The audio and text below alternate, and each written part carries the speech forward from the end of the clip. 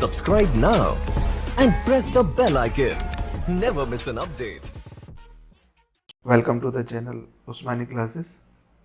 Future tense के बारे में हम बात कर रहे हैं। ठीक है, फ्यूचर टेंस है क्या, पहले मैं बता देता हूँ एक बारी। एक टाइम के डिवीज़न को हमने क्या किया हुआ, ठीक है, जो टाइम है,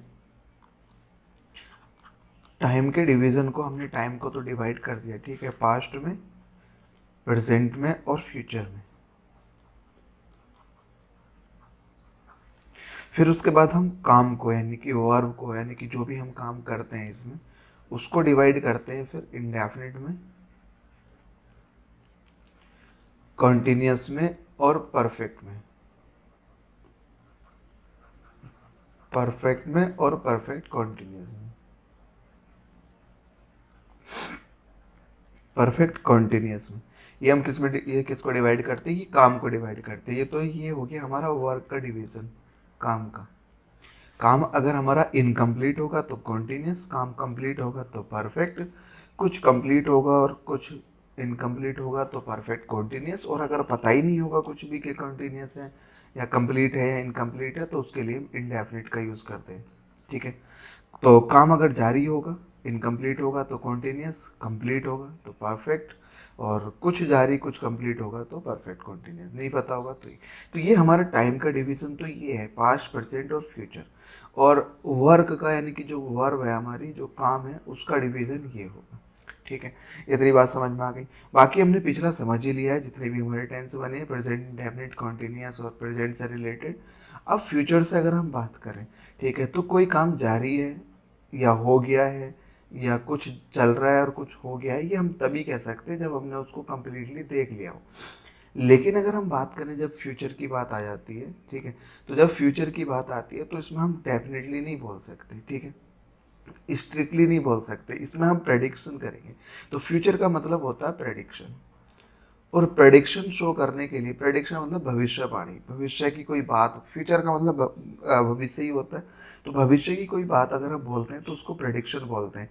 और प्रेडिक्शन शो करने के लिए हम जो मॉडल यूज़ करते हैं वो होता है हमारे पास विल और शैल। बस यही है पूरा कंसेप्ट, विल और शैल। और है क्या ये, वास्तव में ये मॉडल है, दोनों के दोनों मॉडल जो फ्यूचर शो करते हैं, जो प्रेडिक्शन शो करते हैं। और मॉडल के बाद वर्ब हमेशा और हमेशा इननेट फॉर्म में आती है। इननेट फॉर्म का मतलब हो गया उसमें एस या ई एस या ई डी या आई एन जी फॉर्म कुछ नहीं लगी होगी। ठीक है, ये हमारे पास। इसके बाद अगला टॉपिक हमारा मॉडल ही है, एक ही क्लास में पढ़ के उसको ख़त्म करेंगे। जितने एग्जाम में सवाल आते हैं उससे रिलेटेड, बहुत हाई लेवल का उससे नहीं पूछा जाता। ठीक है, जितने सवाल एग्जाम से रिलेटेड आते वो हम एक ही वीडियो में कवर कर लें।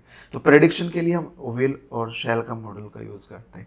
अच्छा, शैल का यूज़ करते हैं हम आई और वी के लिए, आई और वी के लिए शैल का यूज़ करते हैं। और विल का यूज़ करते हैं हम rest of all. Rest of all का मतलब होता है बाकी के बचे हुए। बाकी के क्या बचे हुए हैं, बाकी का बचा हुआ अभी यू है, सेकंड पर्सन प्रोनाउन, ही है, शी है, इट है, दे है, और कोई भी नाउन, अन्य नाउन, एनी नाउन, कोई भी नाउन किसी भी तरह का, काउंटेबल, अनकाउंटेबल, किसी भी, सबके साथ हम विल का यूज़ करते। आई और वी के लिए हम शैल का यूज़ करते। तो ये तो हो गया ट्रेडिशनली, ठीक है, जो ट्रेडिशन में है, ट्रेडिशनली तो ये हो गया। लेकिन वास्तव में ज़्यादातर हमने देखा होगा बोलते हुए आई के साथ हम विल का यूज़ करते हैं। तो ये विल जो हो गया ये अब चलन में आ गया, आई के साथ विल का। रियल में क्या है, आई विल गो और आई शैल गो, तो ये दोनों के दोनों सेंटेंस करेक्ट हो जाए, कोई दिक्कत। लेकिन अगर हाँ इन दोनों में से चूज़ करने की बात आएगी तो फिर कौन सा चूज़ करेंगे वो अभी हम बाद में बात करते हैं। अच्छा, ये क्या है, प्रॉमिस, यानी किसी से प्रॉमिस करना, डिटर्मिनेशन, कमिटमेंट करना, वार्निंग हो गया, और थ्रेटनिंग। थ्रेटनिंग मतलब किसी को धमकी देना, वार्निंग देना, कमिटमेंट करना किसी के साथ, ऐसा मैं ज़रूर करूँगा, यानी कि ज़रूरी के सेंस में। और ये सब होगा ज़रूरी के सेंस में। तो ज़रूरी के सेंस में अगर आता है बात, तो ज़रूरी के सेंस में आई और वी के साथ हम विल का यूज़ करते हैं। और ज़्यादातर हम आई और वी के साथ ही यूज़ करते हैं तो विल का यूज़ करेंगे। आई और वी के साथ हम विल का यूज़ करेंगे, शैल का नहीं करेंगे यहाँ पे। अभी कैसे पता लगेगा कि ये प्रॉमिस है या डिटर्मिनेशन है या क्या है? अगर मैं यहाँ पे बात करूँ आई विल गो और आई शैल गो, तो अगर आई के साथ विल लगा दिया तो डिटर्मिनेशन है, आई के साथ शैल बोला तो ये जनरल हो गया, यानी कि ट्रेडिशनली हो गया। अगर कुछ भी पता नहीं लग रहा है, इसमें कुछ भी सेंस का पता नहीं लग रहा और मुझे इसमें से कोई चूज करना है विल और शैल में से, तो ट्रेडिशनली चूज करेंगे, विल के साथ जाएंगे। जैसे कि और समझते हैं पूरा, तो ये तो हो गया फ्यूचर। फ्यूचर बताने के लिए मॉडल होते हैं विल और शैल। बस कितनी बात याद रखनी, फ्यूचर को बताने के लिए मॉडल का यूज़ किया जाता है विल और शैल।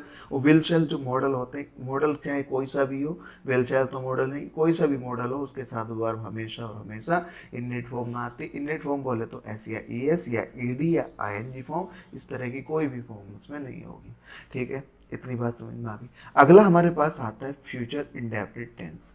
फ्यूचर इंडेफिनिट टेंस की अगर हम बात करें, ठीक है, तो फ्यूचर के लिए बताने के लिए मैं बताया था शैल या विल मॉडल का यूज करते हैं। मॉडल के बाद वर्ब हमेशा किस फॉर्म में आती है? इनडेट फॉर्म में। ये हो गया हमारे पास। सेंटेंस बनता कैसे? सब्जेक्ट चाहिए होता है, वर्ब चाहिए होती है, प्लस ऑब्जेक्ट चाहिए होता है। ये सेंटेंस है। सबसे पहली क्लास में मैंने ये बात बताई थी, सबसे पहली क्लास देखना, क्लास 1, क्लास 2, क्लास 3, यहाँ से देखोगे तब जाके एक एक करके बात समझ में आएगी। ठीक है, क्योंकि सब चीज़ें रिलेट करके चल रही हैं। शैल, विल प्लस वर्ब, ये तो वर्ब का पोर्शन हो गया। इससे पहले सब्जेक्ट ये लगा दिया और इसके बाद ऑब्जेक्ट। बस ये हो गया पूरा स्ट्रक्चर किसका? फ्यूचर इंडेफिनिट टेंस का। Subject plus shell plus will या शैल जो भी होगा, यानी कि आई अगर होगा तो शैल और बाकी और होंगे तो विल। वर्ब की first form plus object. Passive voice की बात करें, ये तो एक्टिव वॉइस था इधर की तरफ। हम बात करें पैसिव वॉइस की, तो सब्जेक्ट तो वो ही रहेगा सेम, ठीक है, और विल और शैल मॉडल हो गए, विल और शैल मॉडल हो गए। और वर्ब की थर्ड फॉर्म, ये पैसिव वॉइस के लिए वर्ब की थर्ड फॉर्म का यूज़ करते हैं। अब विल शैल के बाद तो वर्ब इनडेट फॉर्म में आती है, थर्ड फॉर्म में आ रही है तो नहीं, अपनी तरफ से फिर एक बी लगाएंगे।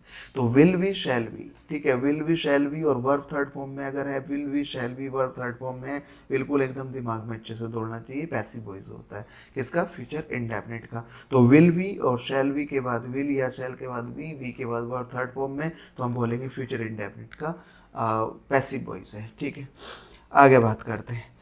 अगर हम बात करें निगेटिविटी, अगर निगेटिव लगाना तो सब्जेक्ट हो गया, सब्जेक्ट के बाद हम ये हेल्पिंग वर्ब, यही हो गई हमारे पास सेम। सब्जेक्ट के बाद यही हेल्पिंग वर्ब, मैं यहाँ लिखता हूँ। हेल्पिंग वर्ब के बाद नोट आएगा, हेल्पिंग वर्ब के बाद नोट प्लस वर्ब की फर्स्ट फॉर्म प्लस ऑब्जेक्ट। यहाँ पे अगर लगाना है तो सब्जेक्ट वही सेम हेल्पिंग वर्ब विल और शैल और प्लस नोट। नोट तो हेल्पिंग वर्ब के बाद ही आना है, बस इतना याद रखना, प्लस बी प्लस वर्ब की थर्ड फॉर्म। नोट जब भी लगाना है, ये एडवर्ब ऑफ नेगेशन है, कभी भी लगाना है तो सब्जेक्ट के जस्ट बाद आने वाली हेल्पिंग वर्ब के बाद लगेगा। अगला इसी का ही अगर हम इंटेरोगेटिव सेंटेंस देखें तो इंटेरोगेटिव में क्या होगा? हेल्पिंग वर्ब स्टार्टिंग में आ जाएगी प्लस सब्जेक्ट हो जाएगा। नोट अगर है तो ठीक है, नहीं तो कोई बात नहीं, वर्ब की फर्स्ट फॉर्म प्लस ऑब्जेक्ट। इसमें भी हम कैसे करेंगे? इसमें हेल्पिंग वर्ब हमारी वही सेम आगे आ जाएगी प्लस सब्जेक्ट प्लस नोट, ठीक है, प्लस बी यही रहेगा वर्ब की थर्ड फॉर्म। सब चीज़ें वही रहेंगी, केवल और केवल हेल्पिंग वर्ब उठ के आगे आएगी। और क्वेश्चन वर्ड वाले में बस क्वेश्चन वर्ड आगे लग जाएगा, हेल्पिंग वर्ब बाकी सेम एज इट इज यही वाला रहेगा। क्वेश्चन वर्ड आगे लग जाएगा प्लस हेल्पिंग वर्ब और बाकी का सेम एज इट इज रहेगा। इतनी बात समझ में आ गई सभी को? तो ये हमारे पास मॉडल है और मॉडल के बाद वर्ब हमेशा किस फॉर्म में आती है? इनडेट फॉर्म में आती है। तो ये मॉडल है और मॉडल के बाद वर्ब हमेशा इनडेट फॉर्म में आती है। नोट अगर लगाना है तो विल और शैल के बाद हम नोट लगाएंगे। आगे बात करते हैं, अगला हमारे पास क्या कंसेप्ट है, ठीक है। इसका एक और सेंटेंस और देख लेते हैं जरा। मैं स्कूल जाऊंगा, ठीक है, मैं स्कूल जाऊंगा, तो मैं की हो गई आई। अब ये बता रहा है, ये बताने के लिए कह रहा है, प्रेडिक्शन कर रहा है। ऐसा नहीं ना, तो ऐसा नहीं बिल्कुल डेफिनेटली तुम कह सकते हो कि गया है या चला गया है या जा रहा है, ऐसा हम डेफिनेटली नहीं बोल रहे। प्रेडिक्शन कर रहा है कि हाँ मैं कल स्कूल जाऊंगा, पता नहीं जाएगा कि नहीं जाएगा, तो ये प्रेडिक्शन है। प्रेडिक्शन के लिए हम मॉडल यूज़ करते हैं विल और शैल। आई के हिसाब से शैल आ जाएगा, विल भी चलेगा, कोई दिक्कत नहीं। आई विल गो या I shell go to school, तो ये दोनों सही है, शैल भी सही है, विल भी सही है। और अगर मान लो इसमें अंडरलाइन करके तब पूछे बताओ अंडरलाइन करके शैल आएगा कि विल आएगा, तब हम इसका आंसर फिर शैल के साथ जाएंगे ट्रेडिशनली कि अगर आया तो। ऐसा कभी इस तरह से एग्जाम में कभी नहीं पूछा गया, 99% चांस तो अभी नहीं थे ऐसे कि इसका नहीं पूछा गया, ठीक है। तो अगर आया तो फिर इन दोनों में से चूज करने के लिए तो ये चलेगा। अच्छा, डिटर्मिनेशन का कैसे पता चलेगा? जैसे कि अगर हम बात करें I will marry her at any cost या कम वर्ट मी, दोनों का मीनिंग ये होता है किसी भी कीमत पे, चाहे कुछ भी हो जाए, ठीक है। कम वर्ट में का मतलब होता है चाहे कुछ भी हो जाए, ठीक है। और एट एनी कॉस्ट मतलब किसी भी कीमत पे। तो ये वर्ड जुड़े हुए हैं। अब इसमें से मुझे बताना विल और शैल में से क्या आएगा। तो एट एनी कॉस्ट हो गया, कम वर्ड में हो गया, ये दोनों वर्ड्स ऐसे शब्द बताते हैं, ऐसा मीनिंग रेफर करते हैं कि क्या कुछ भी हो जाए मैं उसी से शादी करूँगा। तो यहाँ डिटर्मिनेशन है, उसका क्या है? डिटर्मिनेशन है। और डिटर्मिनेशन के लिए हम आई के साथ फिर विल का यूज़ करेंगे, फिर यहाँ पे शैल नहीं आएगा। इन दोनों में से शैल भी आ सकता है, इस वाले सेंटेंस में शैल भी आ सकता है, विल भी आ सकता है, शैल भी आ सकता है। लेकिन अगर चूज करने की बात आई तो शैल यहाँ पे चूज किया जाएगा, क्योंकि ट्रेडिशनली चलेंगे और किसी भी तरीके का डिटर्मिनेशन नहीं दिख रहा। आई विल और शैल में से अगर चूज करना है, आई विल या shall marry her at any cost या कम वर्ड में, इससे हमें पता लग रहा है डिटर्मिनेशन है। और डिटर्मिनेशन के लिए हम इसके बाद विल का यूज़ करते हैं। डिटर्मिनेशन के लिए हम आई और वी के साथ शैल का यूज़ करते हैं, विल का यूज़ करते हैं। अगला हमारे पास पॉइंट है, इसको ज़रा ध्यान से देखते हैं ये क्या है। अगर कभी हमारे पास वर्ब इज आर एम, ये तो इज आर एम की अगर हम बात करें, इसके बाद verb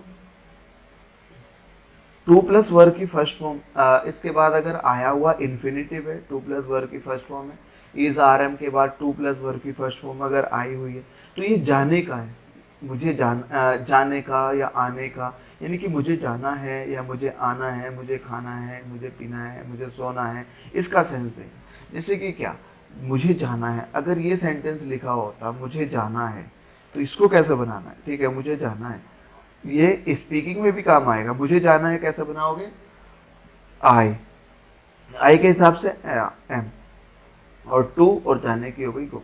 I am to go का मतलब हो गया मुझे जाना है, मतलब उसको जरूर जाने का काम दिखाई दे रहा है। और जाना कब है उसको? अब अभी बोल रहा है, जाएगा कब? फ्यूचर में। तो ये भी हमारा फ्यूचर को ही रेफर करता है। कोई काम जो फ्यूचर में होता है, मॉडल हमारे फ्यूचर को रेफर करते हैं, वास्तव में मॉडल फ्यूचर को रेफर करते हैं, मॉडल भी। और ये इज आर एम के बाद टू प्लस वर्ब की फर्स्ट फॉर्म, ये भी हमारा फ्यूचर को। जैसे कि आई एम टू गो, इसका सेंस क्या निकलेगा? मुझे जाना है।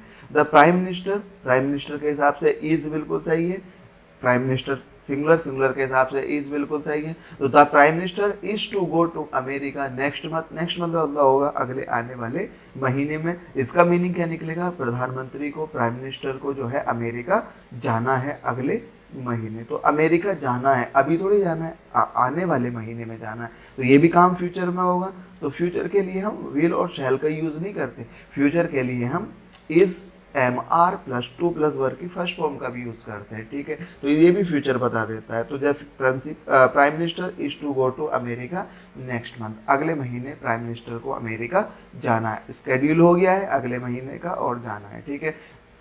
आगे बात करते हैं। They are to attending the proceeding of court, ठीक है। ये प्रोसीडिंग ऑफ कोर्ट यानी कि कोर्ट की जो प्रोसीडिंग है, ठीक है, उनको अटेंड करने के लिए बोल रहा है, यानी कि उनको अटेंड करना है। अब कोर्ट की प्रोसीडिंग, अब हाँ एक बात और, जो काम, ये काम थोड़ा सा जरूरी वाला भी दिखाते कि जरूरी ऐसा होना है, ठीक है, कंपल्सन के सेंस में दिखाते।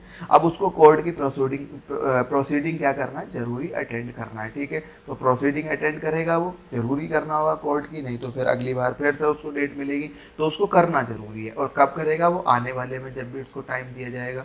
तो दे आर, दे के हिसाब से आर सही है, टू बिल्कुल सही है। अटेंडिंग नहीं होगा, बस क्या होगा फिर यहाँ पे? अटेंड होगा। क्यों? क्योंकि दे आर टू के बाद वर्ब की फर्स्ट फॉर्म यूज करेंगे। बिल्कुल क्लियर हो गया। तो इज आर एम के बाद टू प्लस वर्ब की फर्स्ट फॉर्म का यूज करते हैं। अगर इसका सेंस होना कि हाँ ऐसा होना है, जरूर होना है, ठीक है। तो they are to attend the proceeding of courts.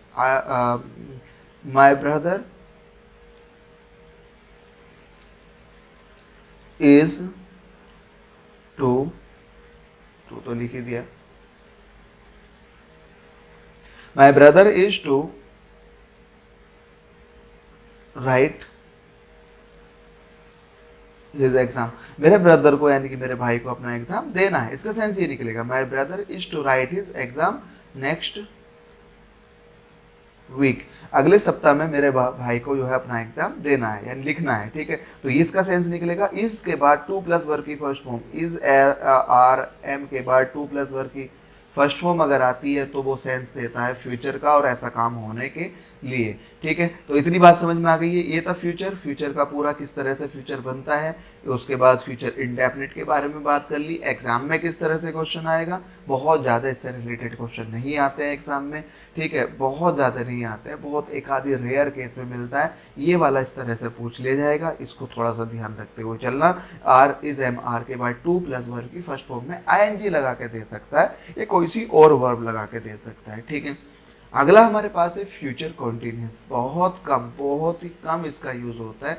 Future continuous एक ऐसा काम, ठीक है, ऐसा काम, कॉन्टिन्यूटी मतलब जारी, जारी मतलब इनकम्प्लीट, तो एक ऐसा काम जो फ्यूचर में इनकम्प्लीट होगा। कभी हम ऐसा बोलते नहीं हैं, जैसे मैं तुम्हें बताऊंगा मैं पढ़ रहा हूँ, पढ़ रहा हूँगा, मैं कल पढ़ रहा हूँगा, ऐसे थोड़ी, ऐसे कभी बोलते नहीं। हाँ ये है, ये बोल सकते हैं मैं कल एग्जाम दे रहा हूँगा, है ना, तो ये बोल सकते हैं। ठीक है, ऐसा तो बोलते हैं कल मैं इस टाइम ना एग्जाम दे रहा हूँगा।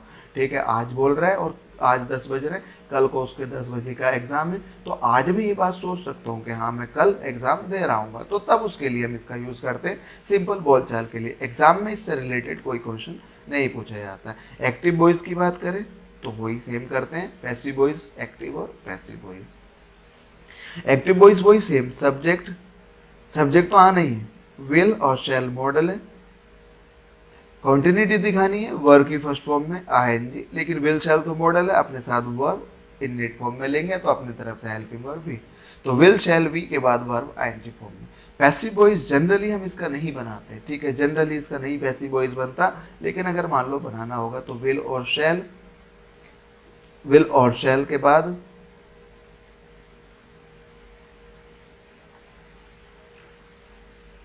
पैसिव वॉइस के लिए वर्ब थर्ड फॉर्म में, कॉन्टिन्यूटी दिखानी है तो अपनी तरफ से बीइंग, क्योंकि कॉन्टिन्यूटी दिखानी है हमें बीइंग लगा देंगे, और विल शैल तो मॉडल है और मॉडल के बाद वर्ब इनडेट फॉर्म में। तो ये पूरा इस तरह से हेल्पिंग वर्ब लगेगी इसकी। वैसे जनरली हम यूज़ नहीं करते इसका बिल्कुल भी, लेकिन अगर मान लो बनाना ही हुआ तो फिर इस तरह से हम इसका बना देंगे। विल शैल के बाद भी कैसे बनाएंगे देखना, विल शैल मॉडल है और पैसिव वॉइस वर्ब की थर्ड फॉर्म, कॉन्टिन्यूटी दिखानी है तो बीइंग लगा दिया, ING फॉर्म कॉन्टिन्यूटी दिखाती है, विल शैल मॉडल है, मॉडल के बाद वर्ब इनडेट फॉर्म में। तो इस तरह से बन जाए अगर बनाना होगा, बाकी बनाते नहीं है, एग्जाम में इससे रिलेटेड सवाल नहीं पूछते। ठीक है, तो ये हो गया एक्टिव वॉइस। अब वही सेम निगेटिव बनाना है तो सब्जेक्ट और हेल्पिंग वर्ब तो ये है ही सही, हेल्पिंग वर्ब प्लस इसके बाद not plus be plus verb की फर्स्ट फॉर्म में ING प्लस उसके बाद ऑब्जेक्ट, अगर है तो, नहीं है तो कोई बात नहीं, ये बनेगा बस सिंपल। मैं कल इस समय अपना एग्जाम, हिंदी में हम ऐसे ही बोलते हैं, दे रहा होऊंगा।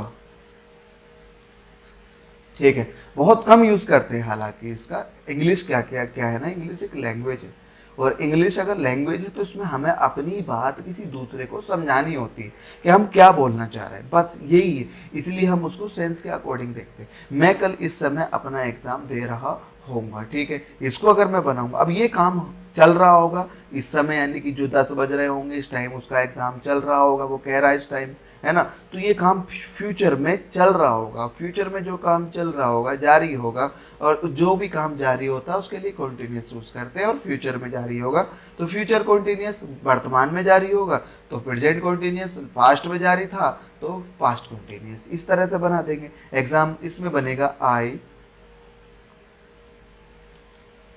विल बी, एग्जाम देने के लिए हम टेक का यूज करते हैं, आई विल बी टेकिंग। गिविंग का यूज नहीं करेंगे, गिविंग अगर तुमने लगा दिया तो फिर एग्जाम देना नहीं होता, एग्जाम लेना होता। I will be taking my exam, I will be taking देखना, विल और शैल के बाद बी के बाद वर्ब की फर्स्ट फॉर्म में ING. I will be taking my exam tomorrow at this time, इस समय। टुमारो एट दिस टाइम, कल इस समय मैं अपना एग्जाम दे रहा हूँ। बस सिंपल सा ये पूछेगा। बोल चाल के लिए एग्जाम में किस तरह से आएगा वो तुम्हें उससे मतलब रही है। फिलहाल अभी हम इतनी बात मतलब है, लेकिन एग्जाम में इससे रिलेटेड बहुत कम क्वेश्चन पूछते हैं। हमारा काम क्या है? हमारा काम है हेल्पिंग वर्ब के बारे में जानना। विल और शैल के बाद बी के बाद वर्ब की फर्स्ट फॉर्म में आईएनजी, फ्यूचर कॉन्टिन्यूअस। विल और शैल के बाद बी के बाद बीइंग, ये बहुत कम पूछा जाता है, इस पर इतना ध्यान भी नहीं देना। ठीक है, बनाने का मैंने तरीका बता दिया, कभी भूलना नहीं है। कैसे? विल शैल मॉडल है, पैसिव वॉइस के लिए वर्ब थर्ड फॉर्म में, कंटिन्यूटी दिखानी तो बीइंग, और विल शैल के बाद तो वर्ब मॉडल फॉर्म में आती है, तो बी हमने अपनी तरफ से लगाया। क्लियर हो गई इतनी बात? अगला हमारे पास सेंटेंस है फ्यूचर परफेक्ट। फ्यूचर परफेक्ट का मतलब एक ऐसा काम जो फ्यूचर में कंप्लीट हो गया। एक ऐसा काम जो फ्यूचर में कंप्लीट हो गया होगा, उसके लिए देखो कंप्लीशन शो करना है तो परफेक्ट टेंस का यूज करते हैं, और फ्यूचर में अगर हुआ तो फ्यूचर परफेक्ट हो गया। अब इन दोनों को हम समझ लेते हैं। ठीक है, एक्टिव और passive voice same concept. Subject future के लिए हम विल और शैल लगाएंगे, बिल्कुल लगाना पड़ेगा क्योंकि फ्यूचर दिखाना है, कॉन्टिन्यूटी दिखानी है हमें। ठीक है, सॉरी, परफेक्शन दिखाना है। परफेक्शन के लिए हम यूज करते हैं हैज, हैव और हैड। इन तीनों का यूज परफेक्शन के लिए यूज करते हैं, और इनके बाद जब भी कोई वर्ब आती है वो थर्ड फॉर्म में आती है। ठीक है, और उसके बाद हम लगा देंगे ऑब्जेक्ट। ठीक है, तो ये तो हो गया इसका एक्टिव वॉइस। पैसिव वॉइस क्या होगा? पैसिव वॉइस समझते, सब्जेक्ट हो गया, सब्जेक्ट के बाद विल और शैल हो गया। ठीक है, और विल शैल के बाद यही सब हैज या हैव या हैड जो भी आएगा, प्लस वर्ब की थर्ड फॉर्म पैसिव वॉइस की, और बीन लगा दी हैज हैव हैड के बाद, प्लस ऑब्जेक्ट। अब इंपॉर्टेंट बात समझने की ये है, भैया विल शैल तो मॉडल है, हम पढ़ के आ रहे हैं अभी, मॉडल के बाद तो वर्ब इननेट फॉर्म में यूज होती है। क्या ये हैज इननेट फॉर्म में है? नहीं। हैड इननेट फॉर्म में है? नहीं। इननेट फॉर्म में हैव है, इसलिए क्या लगाएंगे? ना तो हैज लगाएंगे ना हैड लगाएंगे, क्या लगाएंगे? फिर हैव।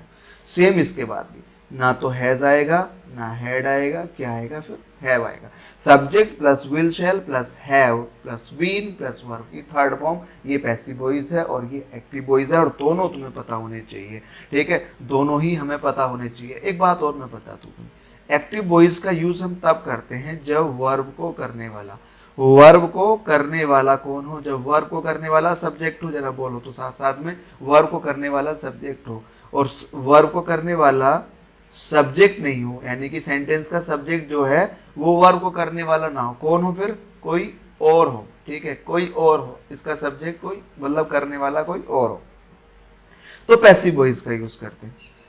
पैसिव वॉइस का यूज कब करते हैं? जब वर्ब को करने वाला सब्जेक्ट ना हो के कोई और हो। एक्टिव वॉइस का यूज कब करते हैं? जब वर्ब को करने वाला खुद सब्जेक्ट हो, एक्टिव वॉइस का यूज करते हैं। यहां पे आ जाते हैं बात, तो विल शैल के बाद हैव आएगा, हैव के बाद वर्ब थर्ड फॉर्म में प्लस ऑब्जेक्ट। विल और शैल के बाद हैव आएगा, हैव के बाद बीन, बीन के बाद वर्ब थर्ड फॉर्म में, ये पैसिव वॉइस होगी। ठीक है, अब इसमें एग्जाम में कैसे सवाल, मैं अगले साल तक अपना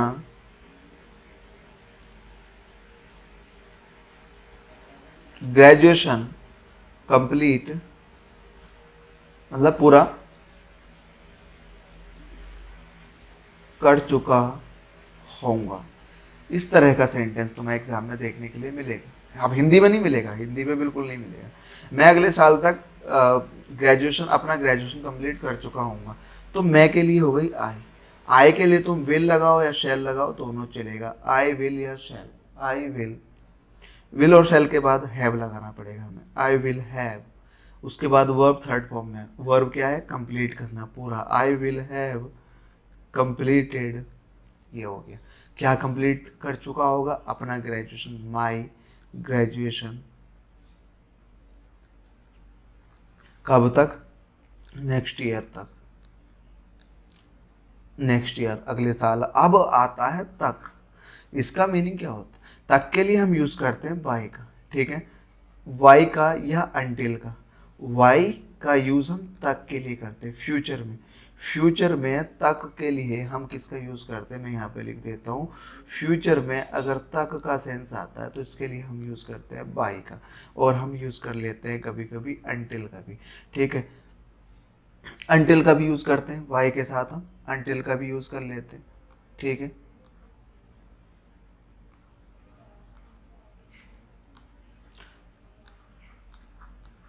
तो अंटिल का भी यूज करते हैं और वाई का भी। अच्छा, टिल का यूज क्या करते हैं? टिल का यूज हम जनरली पास्ट और प्रेजेंट के लिए करते हैं। पास्ट और प्रेजेंट में अगर तक का सेंस होगा तो टिल, फ्यूचर में अगर तक का सेंस होगा तो वाई का यूज करते हैं ज्यादातर। तो कब तक? By next year. तो सेंटेंस बना पूरा हमारा, आई विल और शैल दोनों में लगाना। आई शैल हैव या आई will have completed my graduation, अपना ग्रेजुएशन कंप्लीट कर चुका हूँगा। वाई द नेक्स्ट ईयर, ये भी लगा सकते हो, वाई द नेक्स्ट ईयर, अगले साल तक। तो आई विल हैव या I shall have completed my graduation by the next year, ठीक है। अगर मैं बात करूँ वाई 2025 यानी कि 2025 तक मैं अपना ग्रेजुएशन कंप्लीट कर चुका हूँगा, तो वाई 2025, ये इस तरह से आएगा। तो तक के सेंस में फ्यूचर के लिए तक के सेंस में हम किसका यूज करते हैं?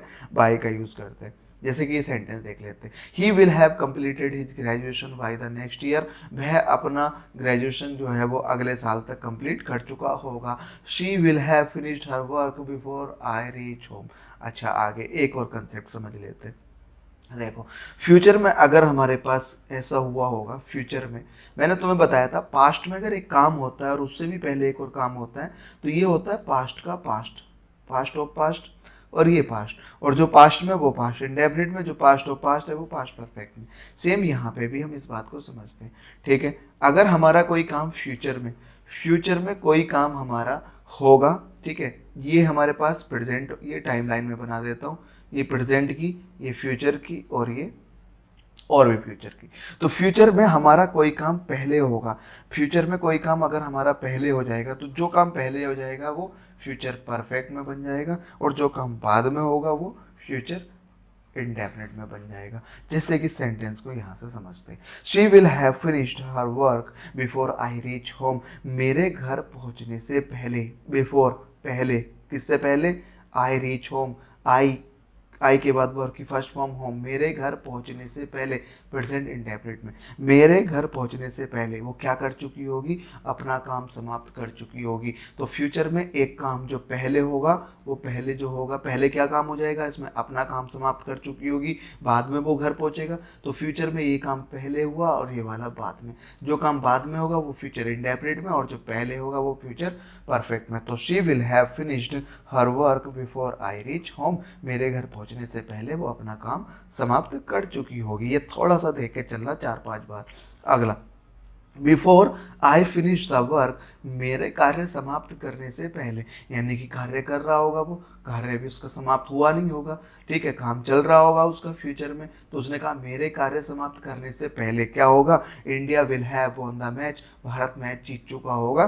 तो इसके काम चल कर समाप्त होने से पहले एक काम हो चुका होगा फ्यूचर में, और वो काम क्या होगा? भारत का मैच जीतना। तो जो काम पहले हो जाएगा फ्यूचर में वो फ्यूचर परफेक्ट में, और जो काम बाद में होगा वो फ्यूचर इंडेफिनिट में। तो before I finish the work, तो फिनिश करने का काम बाद में होगा, इंडिया मैच पहले जीत जाएगा। तो before I finish the work India will have won the match, Bharat match जीत चुका होगा। क्लियर हो गई इतनी बात? यहाँ तक समझ में आ गई होगी। तो ये फ्यूचर परफेक्ट टेंस है, बस सिंपल सा। इसकी हेल्पिंग वर्ब क्या लगेगी, मेन वर्ब क्या लगेगी, ये देखना। पैसिव वॉइस कैसे बनेगा ये देखना है। क्लियर हो गया? बस इससे ज़्यादा कोई और एग्जाम में सवाल नहीं पूछता। 4-5 बार इस वीडियो को जरूर देखना, तब जाके बेहतर समझ में आएगी बातें।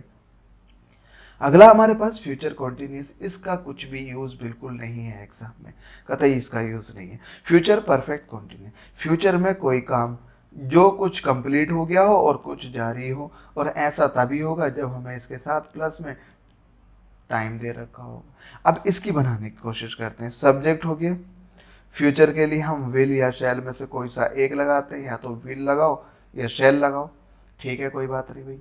कंटिन्यूटी दिखानी है तो वर्ब की फर्स्ट फॉर्म में आईएनजी लगाओ, बिल्कुल लगाओ जी। ठीक है, अब क्या बताना है हमें, परफेक्ट बताना है। ठीक है, परफेक्शन के लिए हम यूज करते हैं हैज, हैव।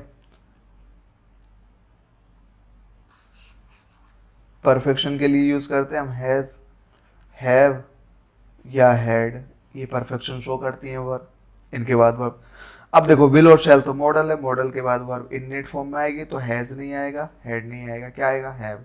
तो विल शैल के बाद हैव। ठीक है, इतनी बात समझ में आ गई। और प्लस उसके बाद वर्ब की फर्स्ट फॉर्म में आएंगे।